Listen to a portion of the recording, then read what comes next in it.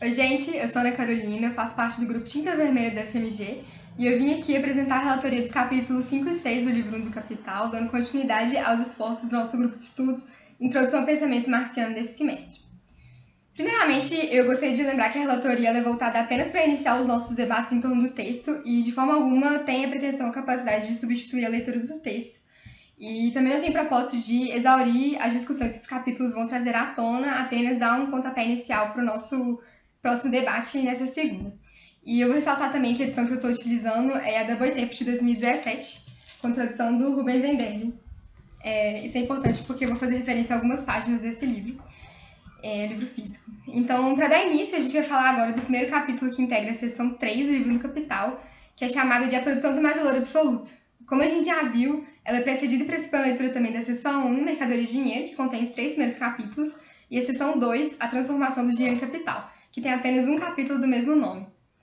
Bom, então o capítulo 5 em si se chama O Processo de Trabalho e o Processo de Valorização. Ele é dividido em 2 partes, cada um para um desses processos. Isso é importante para nós na medida que vai servir de norte da exposição do Marx.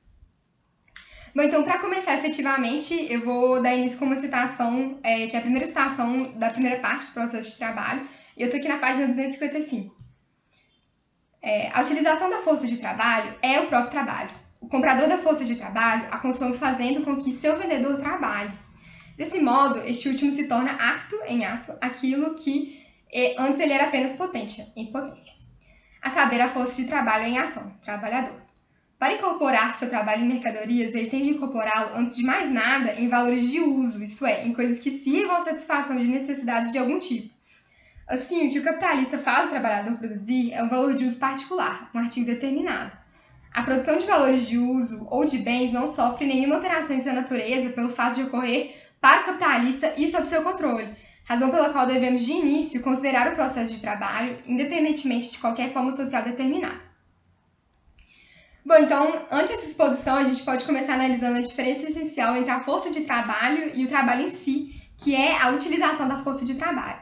Essa questão é muito importante na medida que a força de trabalho, como a gente viu anteriormente, que é vendida como mercadoria para o capitalista. Ela é a potência de trabalho e não o trabalho em si. E somente após a venda, com a utilização da força de trabalho, o trabalho se realiza. A gente vai retomar também isso mais pra frente. O trabalho realizado ele tem que produzir uma mercadoria que contém valor de uso, como a gente já estudou em outros capítulos. Sem valor de uso, o produto do trabalho não tem utilidade. E, portanto, a gente não pode transferir esse produto a outro como mercadoria. Em todas as formas históricas de produção de sociedade, então, temos a produção de valores de uso, ou seja, produtos que servem para atender algum tipo de necessidade humana. E aqui, então, o processo de trabalho está sendo colocado de uma forma bem abstrata. Vale esclarecer apenas que, enquanto em outros modos de produção, os produtos de trabalho eram destinados a satisfazer as necessidades do seu produtor, aqui na relação D', entre trabalhador e capitalista, os produtos eles vão ser mercadorias cuja finalidade vai ser a troca. E eles vão servir como valores de uso para outros que não o capitalista. Ele não tem interesse no produto em si, ele tem interesse na troca, na venda. E aqui a gente retoma também algumas categorias importantes do capítulo 1, dado que o que move essa relação é a produção de valor e não de valor de uso. Mas a partir disso, o que é esse trabalho? Mais uma vez, um nível de abstração muito alto, eu vou ler a próxima citação na mesma página. Pode ficar um pouco maçante ficar lendo citações, mas eu acho que essa é a melhor forma de compreender esse capítulo. É muito difícil ser mais claro também que o próprio Marx. O trabalho, então, ele é, antes de tudo, um processo entre o homem e a natureza. Processo este em que o homem, por sua própria ação, medeia, regula e controla seu metabolismo com a natureza. Ele se confronta com a matéria natural como uma potência natural, e aqui eu não vou me aventurar a ler o termo em alemão, a fim de se apropriar da matéria natural como uma forma útil para a sua própria vida, ele põe em movimento as forças naturais pertencentes à sua corporeidade, seus braços e pernas, cabeça e mãos. Agindo sobre a natureza externa e modificando-a por esse movimento, ele modifica, ao mesmo tempo, sua própria natureza. Ele desenvolve as potências que nela jazem latentes e submete o jogo de suas forças a seu próprio domínio. Não se trata aqui das primeiras formas instintivas, animalescas do trabalho. O incomensurável intervalo de tempo separa o estágio em que o trabalhador se apresenta no mercado como vendedor da força de trabalho daquele em que o trabalho humano ainda não se desvencilhou de sua forma instintiva. Pressupomos o trabalho numa forma em que ele diz respeito unicamente ao homem. Bom, então, nesse sentido, o trabalho se apropria conscientemente da natureza, modificando-a. E assim, ele modifica também o próprio ser humano. A natureza aqui, ela está sendo apresentada pelo Marx como uma categoria histórica imutável, e não existe uma natureza humana metafísica a priori, nesse sentido. Da mesma forma que a fome que se sacia com carne cozida, comida com garfo e faca, é diferente da fome que devora carne crua com a mão, unha e dente, apesar de ambas serem fome, como Marx coloca nos Grundrisse, o trabalho cria produtos para satisfazer necessidades humanas e cria também o próprio homem. Homem aqui entendido como ser humano, né? Por favor. Bom, sendo definidor, então, da natureza humana, o trabalho, nesse sentido, ele se distingue de qualquer outro tipo de atividade realizada por outros animais. E é um atributo unicamente humano. Para utilizar a metáfora do texto, que é uma metáfora muito famosa, é isso que distingue desde o início o pior arquiteto da melhor abelha. Ou seja, o fato de que o arquiteto tem a colmeia na sua mente antes de construí-la com a cera. Então, ele materializa um resultado que já existia idealmente. Bom, então, assim, isso também está relacionado com o fato de que os animais, eles só realizam atividades típicas deles próprios, enquanto o ser humano pode realizar várias atividades, inclusive as atividades típicas de outros animais. E isso tem a ver também com o próprio fato de que ele tem consciência do próprio trabalho, e nesse sentido ele consegue materializar os resultados idealmente, os resultados que existiam idealmente. Bom, então, o trabalho da perspectiva daquele que trabalha é uma atividade consciente que recai sobre um objeto, como a Vera Cotrim coloca a partir do Marx, e o produto do trabalho é o resultado planejado dessa atividade. E para quem participou do nosso último semestre de estudos, eu acho interessante refletir um pouco sobre até que ponto essas determinações colocadas aqui se assemelham ou são diferentes do que Marx expõe sobre o trabalho humano muitos anos antes nos manuscritos econômico-filosóficos. Mas não cabe entrar nisso aqui também. Bom, então é a partir disso que Marx determina que o meio de trabalho, então, vai ser colocado enquanto uma coisa ou um complexo de coisas que o trabalhador interpõe entre si e o objeto do trabalho, que ele precisa para trabalhar. E que ele serve de guia de sua atividade sobre esse objeto.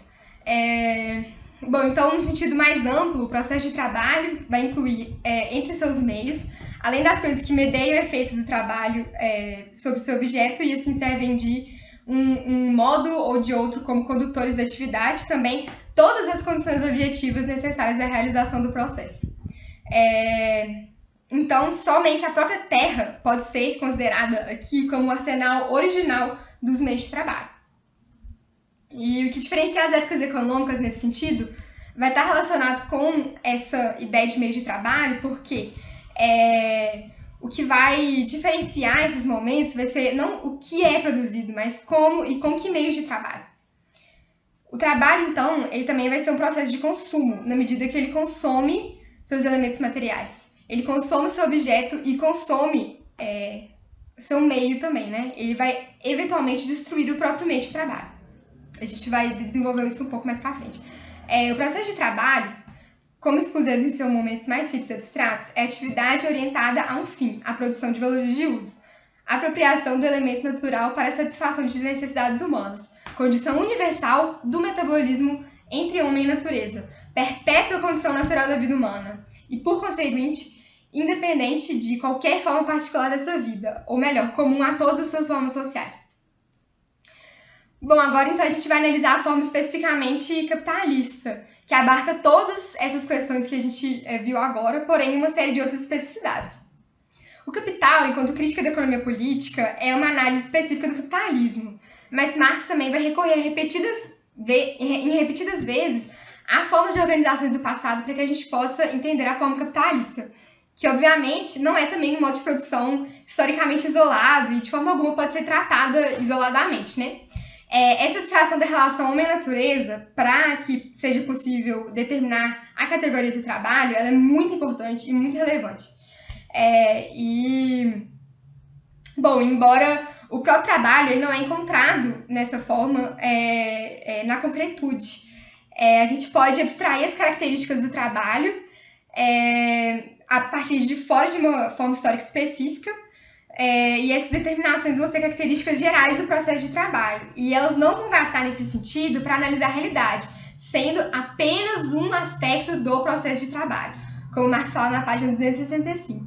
Então, elas devem também ser superadas a nível de exposição para análise das formas concretas.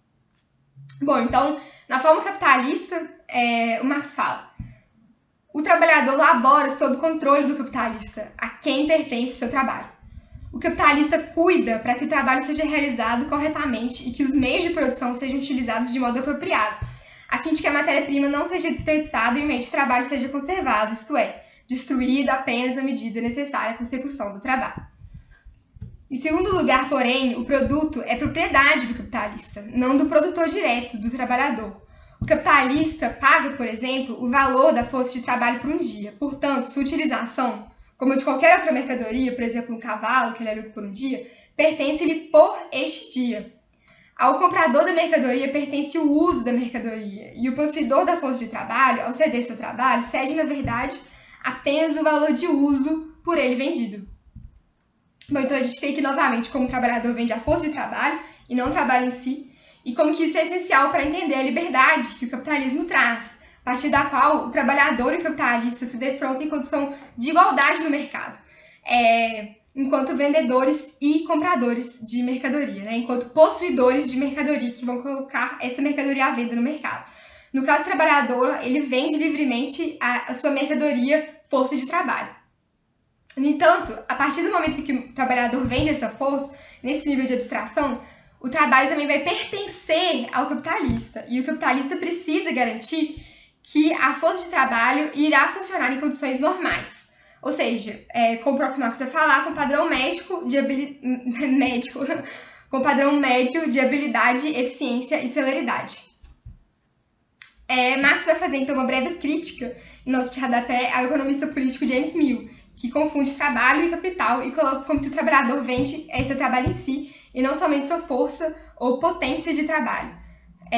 Isso vai ser muito importante também para a gente compreender como que isso que Marx vai desenvolver agora na próxima parte desse capítulo, que chama o processo de valorização. Iniciando então nessa parte e recapitulando, a gente tem que o produto do trabalho é propriedade do capitalista, não do trabalhador. O direito, ele vai reconhecer isso. Não faz sentido falar, por exemplo, no direito do trabalhador ao produto do trabalho. E aqui a gente pode refletir um pouco sobre qual que é o papel do terreno do direito para Marx. Ou seja, né, um papel que já está sendo colocado aqui com certo limite.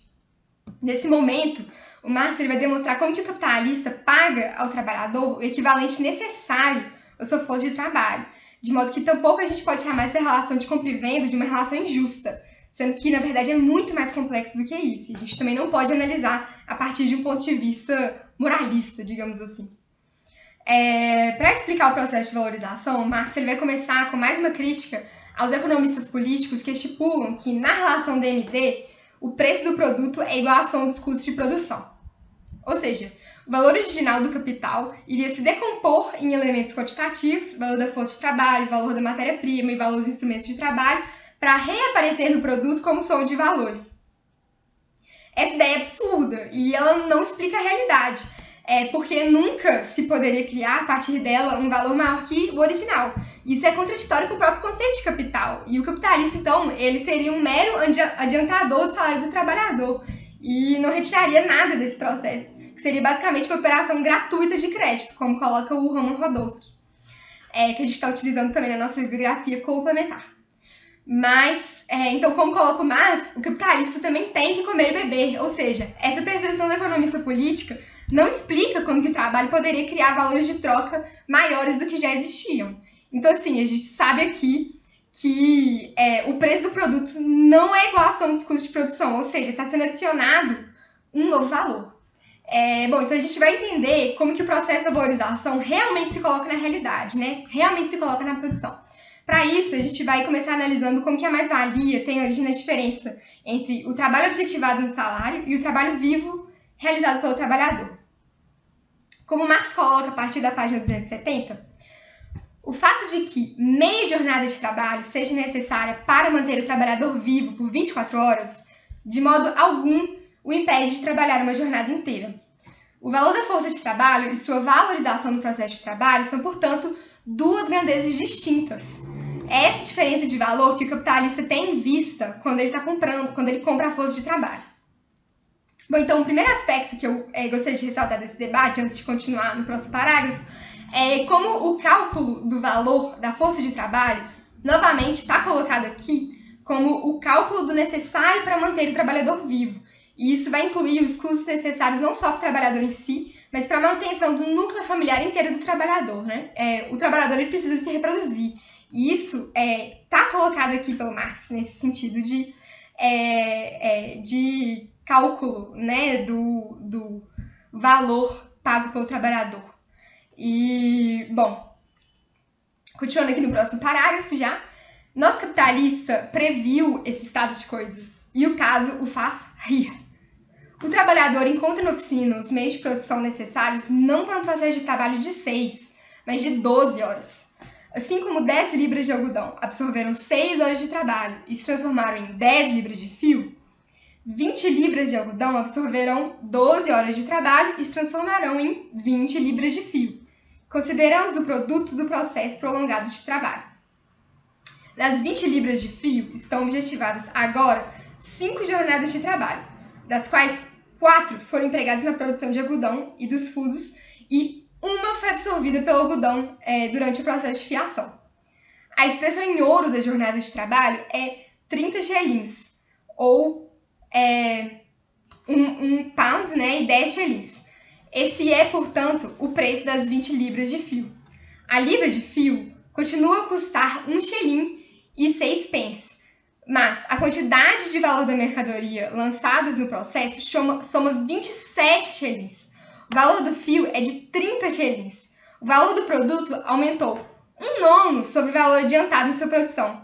Desse modo, 27 shillings se transformaram em 30 shillings, criando mais valor de 3 shillings. No final das contas, o truque deu certo. O dinheiro converteu-se em capital.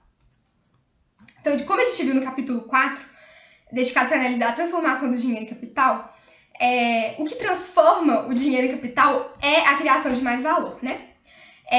Veja bem, é importante a gente ressaltar novamente, ante a leitura dos demais capítulos, que a gente já sabe que mais valor não é sinônimo de lucro. E tampouco o valor é dinheiro em si, ainda que o valor se apresente na forma de dinheiro em alguns momentos, tal como nesse exemplo dado pelo Marx, ou também na forma mercadoria. Para voltar nisso, é importante relembrar principalmente o capítulo 1, mas não temos muito tempo de desenvolver sobre isso aqui, mas eu relato a importância do capital na ordem, dado que, ao meu ver, tem uma continuidade na exposição do Marx. Bom, a gente já viu também que o preço é a determinação monetária do trabalho objetival da mercadoria, ainda que haja incongruências entre o preço e a grandeza do valor, como a gente pode ver nas páginas 176 e 177. O preço está fora da mercadoria e representa a medida ideal dos valores. Então, o mais-valor, como Marx coloca na página 274, resulta apenas de um excedente quantitativo de trabalho, o qual pouco importa se é trabalho não qualificado ou trabalho complexo, do mesmo modo que ambos precisam ser reduzidos ao trabalho social médio. Diferente, por exemplo, do que acontece no processo de produção de mercadorias artesanalmente, que não tem essa redução do trabalho complexo. Principalmente. Bom, então a gente também sabe que a circulação de mercadorias ou a troca de mercadorias não cria valor nenhum, mas a transformação do dinheiro em capital ocorre no interior da esfera da circulação e ao mesmo tempo fora dela. Aqui a gente está se referindo a quê? A fórmula da M', o comprar para vender, como fórmula geral do capital, tal como ele aparece imediatamente na esfera da circulação. Ainda que a circulação não seja a fonte do mais-valor, como alguns economistas políticos, como o Condillac, tentam argumentar erroneamente, né? Então a gente tem aqui essa questão da aparência para o Marx, né? Essa aparência ela é uma aparência falsa, ela é uma aparência verdadeira, uma aparência de verdade que está colocada dentro da própria realidade. Só que se a gente ficar só na aparência, a gente não vai conseguir dizer muito sobre a coisa. Apesar de que a aparência ela não é falsa, ela é verdadeira. E ela representa, sim, uma parte importante, né? Para a gente compreender a questão. Bom, o capitalista, então, ele vai retirar o seu lucro do trabalho alheio. Mas isso não significa que ele é inútil no processo de produção. Muito pelo contrário, né? Ele precisa do capital para existir enquanto capitalista e vice-versa. Então, nesse sentido, Marx vai continuar. Ao transformar o dinheiro em mercadorias que servem de matérias para a criação de novos produtos ou como fatores do processo de trabalho, ao incorporar força viva de trabalho à subjetividade morta, o capitalista transforma o valor trabalho passado objetivado morto em capital, em valor que se autovaloriza, um monstro vivo que se põe a trabalhar como se seu corpo estivesse possuído de amor. Bom, então, Marx está demonstrando aqui que o capitalista ele é parte essencial desse processo, né? Não dá só para retirar o capitalista e continuar, e esse processo continuar existindo, né? Apesar de que ele retira seu lucro não do seu próprio trabalho, mas do trabalho alheio. Bom, então, finalizando o capítulo, Marx vai demonstrar aqui como que o processo de produção é a unidade dos processos de trabalho e de formação do valor. E nesse sentido, ele vai se colocar enquanto processo de produção de mercadorias, como processo de produção capitalista ou também como forma capitalista da produção de mercadorias. O trabalho como valor de uso e o trabalho como criador de valor, eles vão ser apenas diferentes aspectos do processo de produção. Como produto, o resultado do processo de produção é valor de uso. Porém, no capitalismo, o que orienta a produção não é a utilidade da mercadoria, e sim o valor que se autovaloriza. Vamos ver mais uma citação. Vê-se que a diferença, anteriormente obtida com a análise da mercadoria, entre o trabalho como valor de uso e o mesmo trabalho como criador de valor, apresenta-se agora como distinção dos diferentes aspectos do processo de produção. O processo de produção como unidade dos processos de trabalho e de formação de valor é o processo de produção de mercadorias. Como unidade dos processos de trabalho e de valorização, ele é processo de produção capitalista, forma capitalista da produção de mercadorias.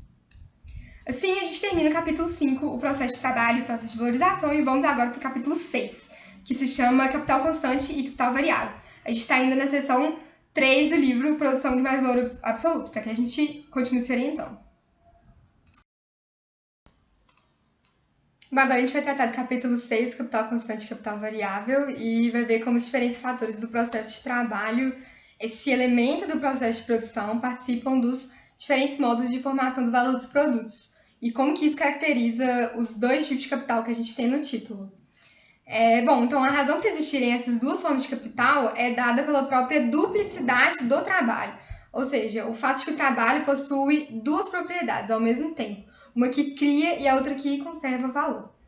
Como a gente viu no capítulo passado, a possibilidade de existir uma variação positiva do valor, né, o mais valor, se dá porque o valor do produto inicial não só se mantém, mas, obviamente, também é acrescido o valor no processo de trabalho. Então, a conservação e a adição de valor são proporcionais entre si quando elas são consideradas num nível mais abstrato, desconsiderando outras variáveis do processo de produção. Marx coloca o exemplo a partir da fiação de algodão. Quanto mais tempo de trabalho necessário é incorporado na mesma quantidade de algodão durante a fiação, maior é o valor novo adicionado ao algodão. Porém, quanto mais libras de algodão são fiadas no mesmo tempo de trabalho, maior é o valor antigo conservado no produto. Ou seja, continuando mais para frente, sob condições invariáveis de produção, o trabalhador conserva tanto mais valor quanto mais valor ele adiciona. Mas conserva mais valor não porque adiciona mais valor, e sim porque o adiciona sob condições invariáveis independentes de seu próprio trabalho.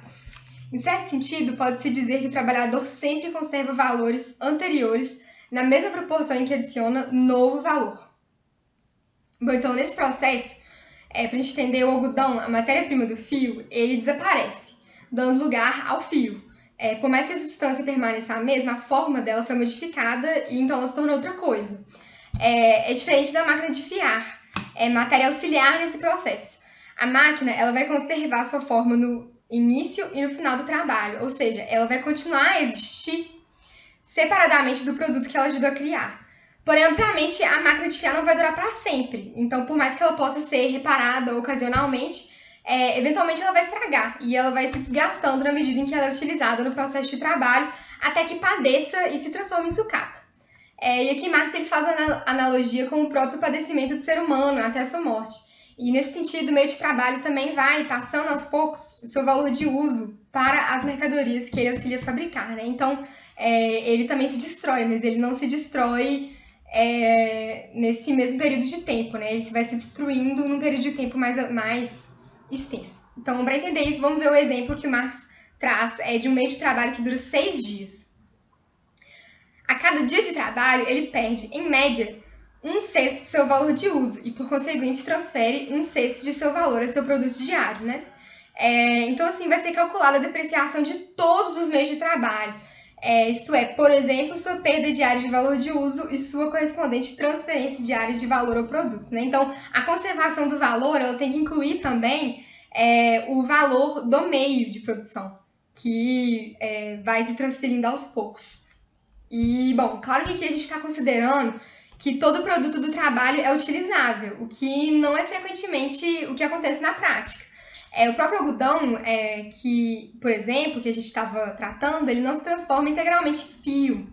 No processo de fiação, o próprio Marx coloca que uma parte do algodão é desperdiçada e vira uma fibra ordinária conhecida como Devil's Dust. E essa variável também tem que ser inserida no cálculo do valor. Nesse momento, Marx fala que a destruição do algodão é, portanto, uma condição necessária para a produção do fio. E é justamente por isso que ele transfere o seu valor ao fio. Bom, então tudo isso é necessário para compreender o que Marx vai expor logo em seguida. Ele coloca o seguinte: os meios de produção só transferem valor à nova figura do produto na medida em que, durante o processo de trabalho, perdem valor na figura de seus antigos valores de uso. Por isso, os meios de produção jamais podem adicionar ao produto um valor maior do que o que eles mesmos possuem, independentemente do processo de trabalho no qual tomam parte. Então, na destruição do produto através do trabalho, o valor de uso do produto inicial ele é consumido e o produto inicial é destruído. O valor do produto inicial se conserva exatamente porque na medida em que ele vai aparecer novamente nesse novo produto criado, né? Como a gente viu do algodão para o fio. E um novo valor de uso também é criado. E nele reaparece o antigo valor de troca do produto inicial. Bom, então assim, é um novo valor de uso criado e o valor em si se conserva.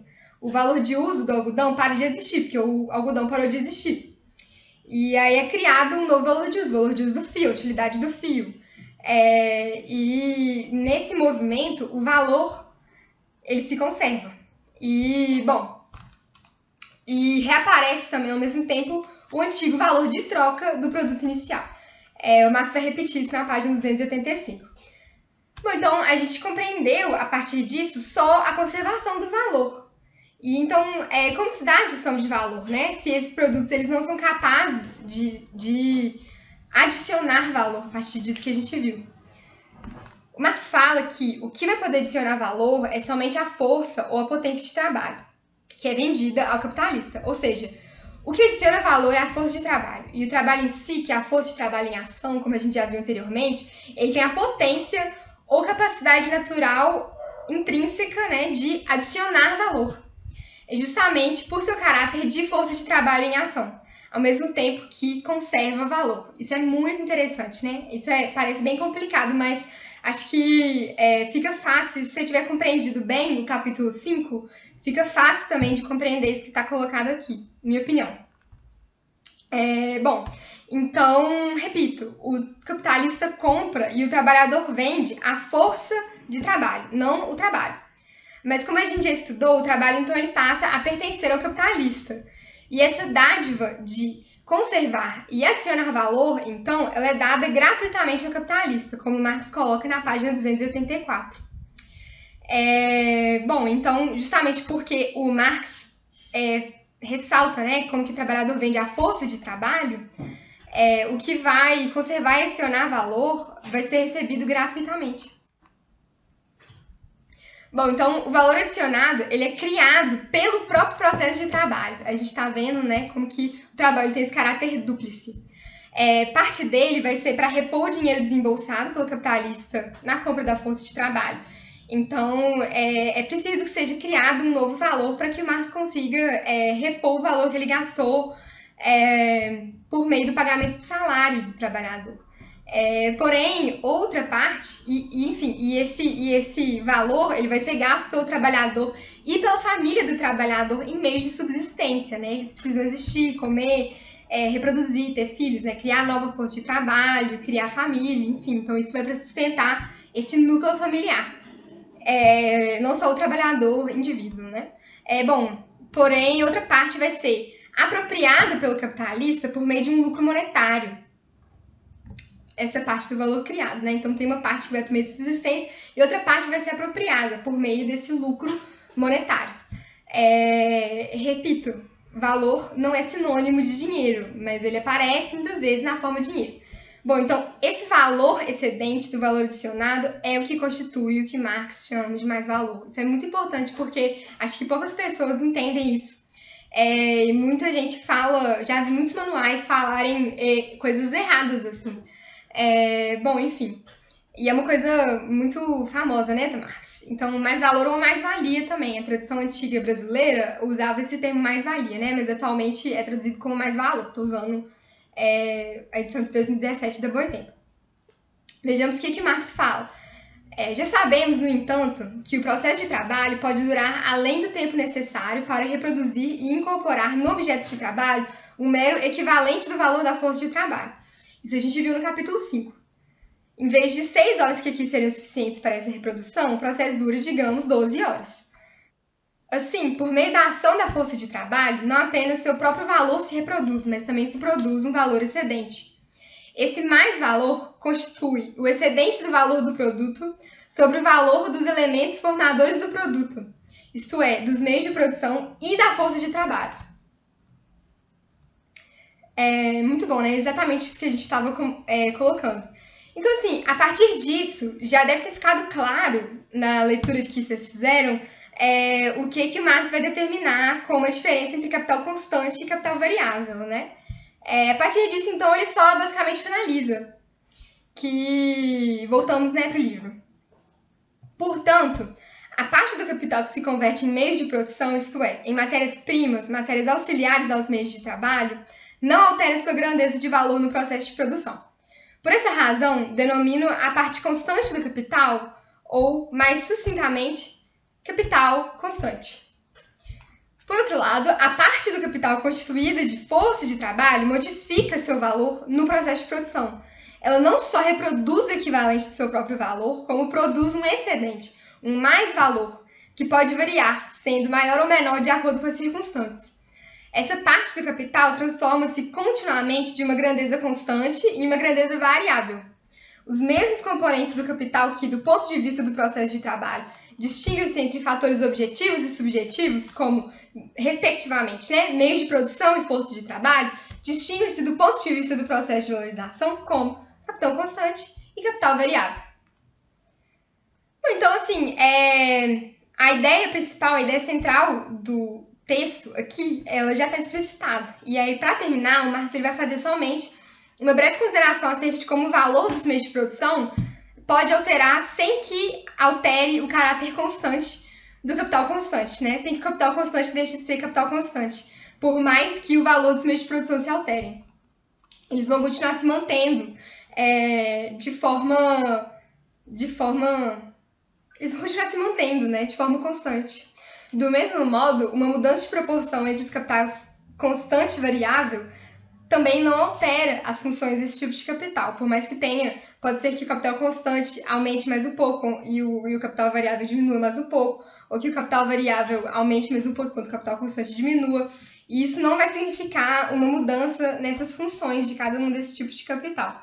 Então, assim, aqui a gente finaliza o capítulo 6 e espero que tenha sido interessante e como vocês viram, vários aspectos do texto podem ser trabalhados na nossa discussão a partir dessa leitura, incluindo novas categorias que o Marx introduz, o avanço na concretude da exposição, as diferenças entre as seções até agora, e, enfim, dentre vários outros aspectos que podem surgir, né? E até segunda!